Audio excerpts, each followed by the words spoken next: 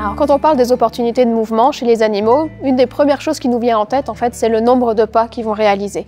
Mais la réalité, c'est que les opportunités de mouvement, c'est bien plus complexe que ça. Donc on va avoir des opportunités de mouvement quand ils vont se déplacer, oui, mais aussi quand ils vont simplement bouger. Donc par exemple, quand ils vont pouvoir prendre des postures différentes, quand ils sont dans un environnement qui restreint moins leur mouvement. On va aussi avoir des opportunités de mouvement quand l'animal va être capable d'exprimer tout un répertoire comportemental varié.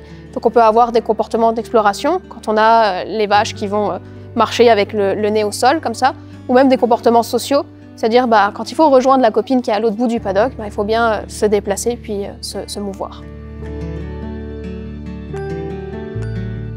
Donc pour offrir des opportunités de mouvement, on a plein de façons différentes de faire. On peut augmenter la longueur de la chaîne, on peut augmenter la taille de la stalle. Donc tout ça, ça va permettre aux animaux d'adopter des postures différentes. Mais ce que le laboratoire CoLife de l'Université McGill a réussi à mettre en évidence, en fait, c'est que quand on offre une aire d'exercice, que ce soit à l'intérieur ou à l'extérieur, eh bien c'est là qu'on va pouvoir maximiser les opportunités de mouvement et puis maximiser en fait les bénéfices qui sont associés à ces aires d'exercice. Notre laboratoire, depuis 2019, il mène toute une série d'études pour étudier les bénéfices d'avoir accès à une aire d'exercice. Donc on a pu voir qu'il y avait des bénéfices déjà sur la santé des pieds et des membres des animaux avec une amélioration de la démarche, alors que dans nos études, on incluait uniquement des vaches qui n'étaient pas boiteuses au départ. Donc même avec des vaches saines, on a déjà une amélioration à ce niveau-là. On a aussi pu voir que le fait de sortir les animaux, ça devient une aide à la manipulation. Parce que c'est quelque chose qui va être en routine, on va devoir les manipuler au quotidien, et puis ça fait que les animaux deviennent au fur et à mesure de plus en plus manipulables. Donc on va confronter aussi les animaux à de nouvelles situations, puis à des environnements qui sont imprévisibles. Par exemple, à l'extérieur, on peut avoir le chien du voisinage qui va passer, on a les avions qui passent au-dessus des têtes, etc., etc. Et ce qu'on a vu dans nos études, c'est que d'avoir des environnements imprévisibles, avec des événements soudains, ça permet d'avoir des vaches qui ont un score de réactivité qui est amélioré. Donc concrètement, ça veut dire qu'on a des vaches qui vont moins réagir aux événements soudains, qui vont être moins réactives, et puis ça, c'est quand même quelque chose qu'on recherche dans un troupeau. Un des points essentiels à considérer avant d'introduire une aire d'exercice dans la routine de la ferme, c'est de bien comprendre comment on fait pour bien habituer à la fois les animaux, mais aussi les humains à cette nouvelle routine. En fait, la manière dont on manipule les animaux pendant cette nouvelle routine va être cruciale sur comment les animaux vont percevoir la mise en place de la routine. Que si on utilise la force, si on essaye de restreindre ou de retenir les animaux, par exemple pour éviter qu'ils se mettent à courir parce qu'on a peur qu'ils se blessent, ça va freiner grandement l'apprentissage de l'animal. L'animal va devenir de plus en plus réticent à sortir parce que tout simplement, il comprend pas. Et puis le producteur qui va vivre aussi l'expérience plus négativement parce qu'on a des animaux qui sont réticents. Donc la clé dans tout ça, c'est vraiment de prendre son temps et puis de bien respecter l'apprentissage à la fois de l'animal, mais aussi de prendre en compte l'apprentissage de l'humain à cette nouvelle pratique. Offrir des opportunités de mouvement, la question c'est plus vraiment de savoir si ça vaut la peine ou pas, parce que nos travaux de recherche ont permis de montrer que oui, ça vaut la peine. Mais maintenant, ce qu'il faut savoir, c'est comment on l'implémente et comment on s'adapte en fait à la situation de chacun. Donc la recherche qui s'en vient, notamment avec notre nouvelle chaire de recherche-innovation Welly, c'est vraiment de comprendre l'expérience globale de la vache pour pouvoir raffiner les recommandations qu'on va donner aux producteurs. Donc en fait, on va avoir besoin de créer de nouvelles connaissances sur les différents systèmes de logement, sur comment on implémente concrètement les accès à des aires d'exercice, donc avec la durée de la sortie, la fréquence de la sortie, mais aussi sur comment on peut rendre en fait l'aire d'exercice plus attrayante pour les animaux. Donc là, on va commencer à parler d'enrichissement environnemental, mais aussi d'enrichissement social. Il y a principalement 3 types d'aires d'exercice qui peuvent être disponibles sur le marché pour les producteurs. La première option, tout simplement, d'utiliser des espaces intérieurs, notamment des parcs ou des allées qui sont non utilisés. Sinon, la deuxième option, c'est d'utiliser une aire d'exercice qui est couverte, de type un peu de shed à machinerie, donc d'envoyer tout simplement, qui peut être sur sable, donc ces vaches se promener dans cette étable froide-là. Sinon, la troisième option, c'est la plus conventionnelle, souvent c'est tout simplement l'aire d'exercice qui est extérieure, non couverte, donc de type aire d'hivernage, un peu comme on voit dans le bovin de boucherie.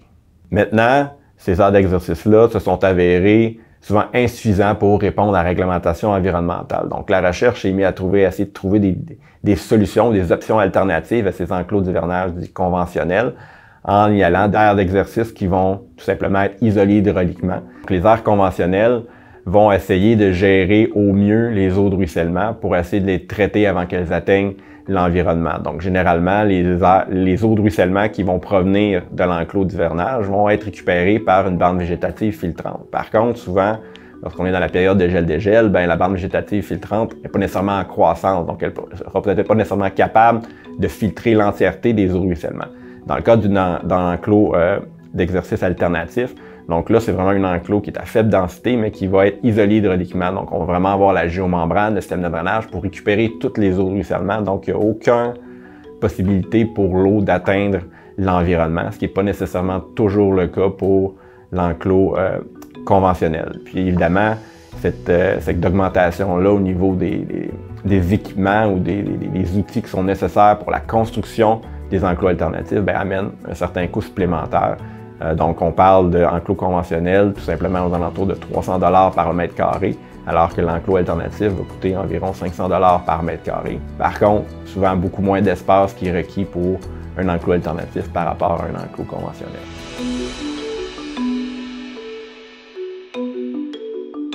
Pour fournir aux vaches des opportunités de mouvement, ici, ce qu'on fait, c'est qu'en saison estivale, du mois de mai, grosso modo au mois d'octobre, on a la politique tout le monde dehors. C'est-à-dire que les vaches en lait vont au pâturage, donc jour et nuit, on les sort, ils vont manger de l'herbe, on les rentre pour la traite, on les ressort tout de suite après la traite. Donc, ça permet de et leur fournir un accès à l'exercice et aussi de contribuer à leurs besoins alimentaires. La gestion des pâturages se fait de manière intensive, c'est-à-dire qu'on a une dizaine de parcelles différentes, en fait, qu'on utilise en rotation pour le troupeau en lait. Donc, à chaque traite, les vaches ont accès à une nouvelle bande d'herbe dans une parcelle. Donc, 2 fois par jour, ils ont de l'herbe fraîche. Ça les motive à sortir, puis ça aide aussi à ce qu'ils consomment une bonne quantité d'herbe, qui gaspillent moins de stock au pâturage. Au tout début de la saison, pour en fait lancer la saison de package, on commence par les envoyer dans une parcelle qui est proche de l'étable. On les envoie aussi juste à raison d'une demi-journée, en fait, donc juste de jour pour le tout début. Ça permet de faire une transition au niveau de l'alimentation qui est un petit peu plus smooth, disons. Comment ça se passe, en fait, c'est qu'on détache les vaches plus expérimentées en premier. On ajoute dans le groupe les tors qui vont vêler au courant de l'été pour qu'ils commencent tout de suite à s'habituer à suivre la routine des vaches avant même d'avoir vêlé. Ça fait un stress de moins au niveau du vêlage. Pour attacher et détacher les vaches, en fait, chaque vache a son collier qui est une chaîne avec un anneau. Chaque stalle, en fait, est muni d'une attache qui est une type snap, là, qui permet d'attacher et détacher, disons, la vache à une seule main.